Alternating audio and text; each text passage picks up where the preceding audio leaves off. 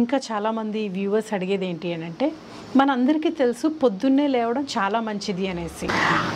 అంటే డే అంతా బాగా జరగాలన్నా సరే, దేనికైనా సరే అద్భుతాలు జరుగుతాయి పొద్దున్నే లెగిస్తే. ఎందుకు అని అంటే మనందరికీ తెలిసింది, సైంటిఫిక్గా కూడా ప్రూవ్ అయింది.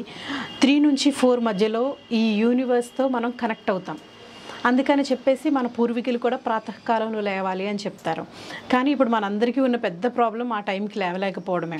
ఎందుకంటే మనం పడుకునేది లేట్ నైట్స్, మనం తినే ఫుడ్ కానివ్వండి, ఏదైనా సరే మన లైఫ్ స్టైల్ వల్ల తొందరగా లేవలేకపోతున్నాం.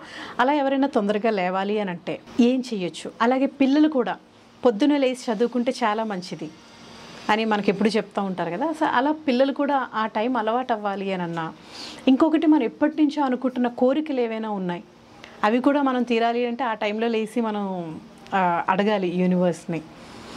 సో ఆ టైంలో లేవాలి అని అంటే ఏం చేయాలో అది కూడా చెప్పండి.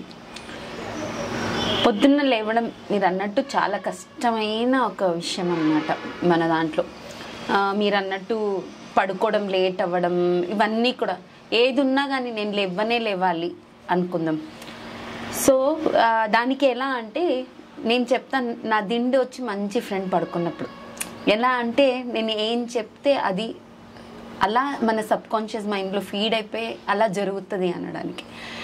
సో మన ఏంటంటే మా నాన్నగారు ఎప్పుడు అనేవాళ్ళు, పడుకునేప్పుడు ఒక సిప్ వాటర్ తాగేసి 3 సార్లు చెప్పుకొని పడుకో, ఏ టైం లేవాలో, పొద్దున్న ఆ టైంకి ఇట్టే లేచేస్తా అనేవాళ్ళు అనమాట. నేనైతే మా పిల్లలకి కూడా అదే నేర్పించాను. ఇప్పుడు ఒక సిప్ వాటర్ తాగేసి పడుకోగానే మన దిండు దగ్గర నేను మార్నింగ్ 5 o'clock లేవాలి 5 o'clock లేచాను ఆల్రెడీ అన్నట్టు చెప్పేసుకున్నాం అనుకోండి ఒక 3 times. సో ఆ టైం కన్నా 10 నిమిషాలు ముందే లేపేస్తుంది మిమ్మల్ని.